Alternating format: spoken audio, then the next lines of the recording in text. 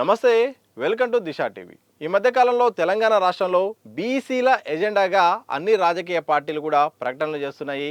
బీసీల అంశాన్ని ప్రధానంగా ప్రస్తావిస్తున్నాయి. ఇక తాజాగా ఢిల్లీలో బీసీ సంఘాల పోరు గర్జన అక్కడ ఏర్పాటు చేయడం, జంతర్ మంతర్ దగ్గర ఏర్పాటు చేసే క్రమంలో జాతీయ కీలక ప్రతిపక్ష నాయకులు దాంట్లో పాల్గొనడం, అలాగే రాష్ట్రానికి చెందిన అధికార పార్టీ నుండి సీఎం రేవంత్ రెడ్డి, మంత్రులు, ఎమ్మెల్యేలు, కీలకమైన బీసీ సంఘాల నాయకులు కూడా అక్కడ పాల్గొనడంతో పెద్ద ఎత్తున ఈ యొక్క అంశానికి జాతీయ స్థాయిలో ప్రాధాన్యత కూడా లభించింది.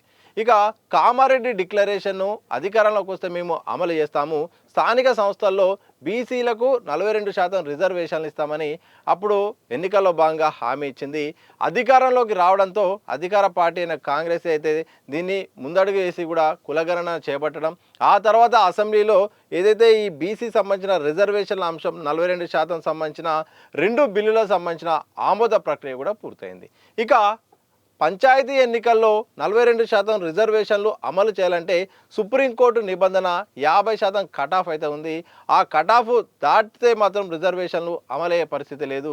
ఈడబ్ల్యూఎస్ ఉన్నప్పటికీ చట్టం ప్రకారం అక్కడ చట్టబద్ధత ఉండడంతో ఈ యొక్క నిబంధన కారణంగా రిజర్వేషన్లకు అడ్డంకిగా తెలంగాణ ప్రభుత్వం భావిస్తుంది.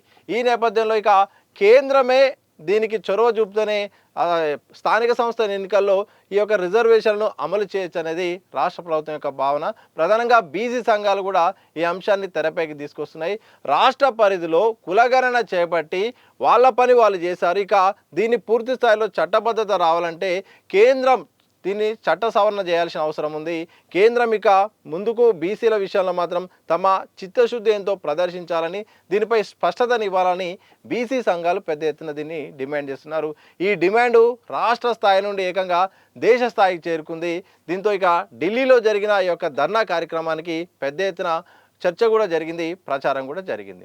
ఈ కార్యక్రమంలో సీఎం రేవంత్ రెడ్డి పాల్గొని ఆ అంశాన్ని అదునుగా తీసుకొని కేంద్రాన్ని టార్గెట్ చేస్తూ మాట్లాడారు. ఇదే అంశాన్ని అంటే ఒకవైపు మేము చేయాల్సింది మేము చేశాము, మీరు చేయాల్సింది మీరు చేయండి, మా పరిధిలో ఎంతవరకు అధికారం ఉందో శక్తి ఉందో ఆ పరిధి వరకు మేము సర్వే చేశాము, దాన్ని అసెంబ్లీ వరకు తీసుకొచ్చాము, బిల్లుకు ఆమోదం కూడా తెలిపాము. కానీ ఈ రిజర్వేషన్లు అమలు కావాలంటే షెడ్యూల్ 9లో మాత్రం చేర్చాల్సిన అవసరం ఉంటుంది. ఆ షెడ్యూల్ 9లో చేరిస్తేనే రిజర్వేషన్లను స్థానిక సంస్థల ఎన్నికల్లో అప్లై చేసే అవకాశం ఉంటుంది. కేంద్రంపై ఉన్నది, మీరు తీస్తారా, మీరు అధికారంలో మీరు గద్దె మీద ఉన్నారు, గద్దె మీద ఉండి రిజర్వేషన్లు ఇస్తారా లేకపోతే గద్దె దిగుతారా అని కూడా ఆ యొక్క విమర్శలు చేసిన సందర్భం కనిపిస్తుంది. మేము ఇచ్చిన మాట ప్రకారం మేము చేసాం, కానీ బీసీలపై మీ చిత్తశుద్ధి ఏంటి, మీరు అసలు మీ వైఖరి ఏంటో చెప్పాలి. మీరు ఒకవైపు బీసీల ప్రభుత్వము, ప్రధానమంత్రి బీసీ అని కొంతకాలంగా చెప్పుకుంటున్నారు, కానీ మరి బీసీలకు మీరు చేసింది ఏంటి, ముందు లక్ష్యం ఉంది, దాన్ని చేయాల్సిన అవసరం ఉందని ఇటు సీఎం రేవంత్ రెడ్డి మాట్లాడారు.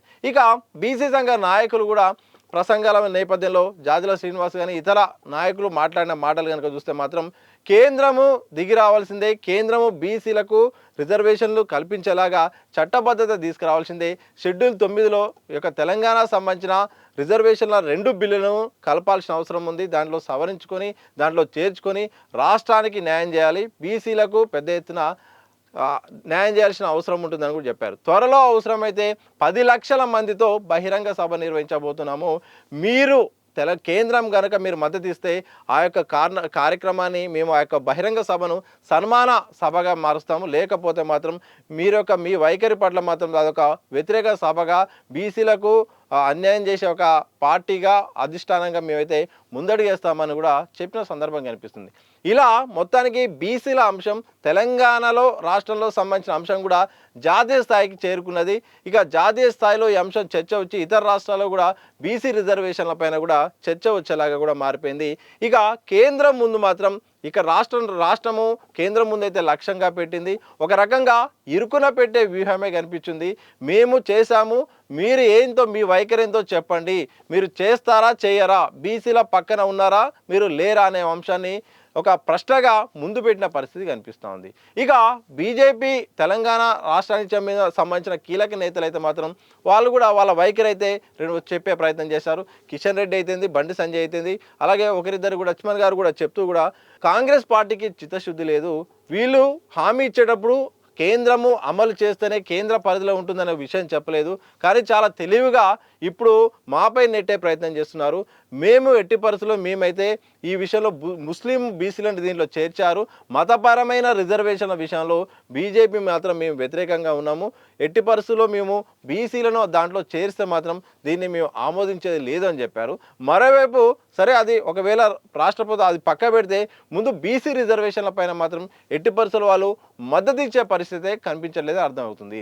ఎందుకంటే మీరు హామీ ఇచ్చారు, మీరు నెరవేర్చుకోండి. ఆర్టికల్ 243 ప్రకారం మీ పరిధిలో మీకు అధికారం ఉంది, దాన్ని మీరు ఎన్నికల్లోకి వెళ్ళవచ్చు, మీరు చేసుకోవచ్చు. కానీ మాపై ఎందుకు నెడుతున్నారు, మాకేం సంబంధము, ముందు మీరు ఆ అధికారాన్ని వాడుకోండి. అది కాకుండా మీరు అమలు చేయకుండా ఆ నెపం మాపై నెట్టే ప్రయత్నం చేస్తున్నారు, బీసీలను దూరం చేసే ప్రయత్నం చేస్తున్నారని కూడా తెలంగాణ సంబంధించిన కీలక బీజేపీ నాయకులు అయితే వాళ్ళు స్పష్టం చేసిన సందర్భం కనిపిస్తుంది. ఇలా మొత్తంగా రెండు పార్టీలు మాత్రం ఈ యొక్క పోరు గర్జనకు హాజరు కాలేదు. ఇటు బీజేపీ అలాగే బీఆర్ఎస్ దూరంగా ఉండడం కూడా దీనికి ఒక చర్చనీయాంశంగా మారుతుంది. సరే వాళ్ళ వైఖరి అయితే చెప్తుంది, కానీ ఇది భవిష్యత్తులో వాళ్ళు హాజరు కాకపోవడానికి అలాగే దీనిపైన ఎఫెక్ట్ పార్టీ పైన ఉంటుందా, త్వరలో ఎలా ఉంటుందో తెలియాల్సిన అవసరం అయితే కనిపిస్తూ ఉంది. మరోవైపు కిషన్ రెడ్డి గారు మాట్లాడుతూ మాత్రం బీసీ సంఘాల వెనుక వాళ్ళ ముందు పెట్టి వెనుక నుండి తెలంగాణ ప్రభుత్వం అయితే మాత్రం బీజేపీని టార్గెట్ చేస్తూ ఒక కుట్ర పూరితమైన కార్యక్రమానికి తెరలేపింది.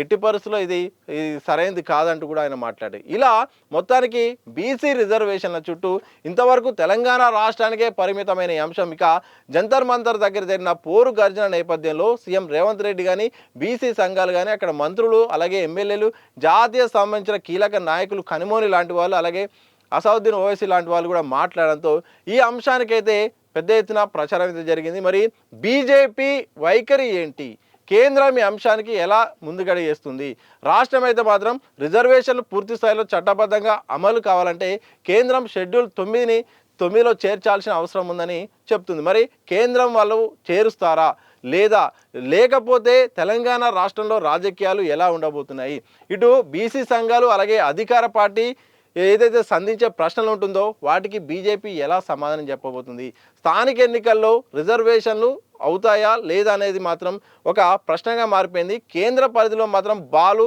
కేంద్ర పరిధిలో ఉంది, మా పరిధిలో మేము చేయాల్సిన పని చేశాం, కానీ కేంద్ర వైఖరి ఏందో చెప్పాలని కూడా రాష్ట్ర ప్రభుత్వం అయితే మాత్రం కేంద్రాన్ని ఒక ఇరుకున పెట్టే ఒక ప్రశ్నగా వ్యూహాత్మకంగా అడుగులేస్తుంది.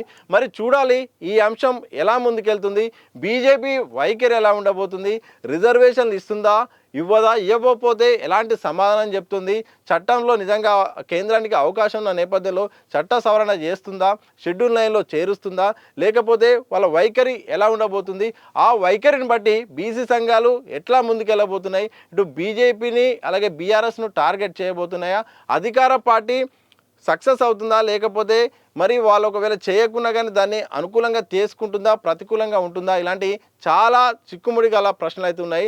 దానికి మాత్రం ఈ యొక్క కేంద్రం తీసుకునే నిర్ణయం నేపథ్యంలో స్థానిక సంస్థల ఎన్నికల నేపథ్యంలో ఈ యొక్క ప్రశ్నకైతే సమాధానం ఆధారపడి ఉంది.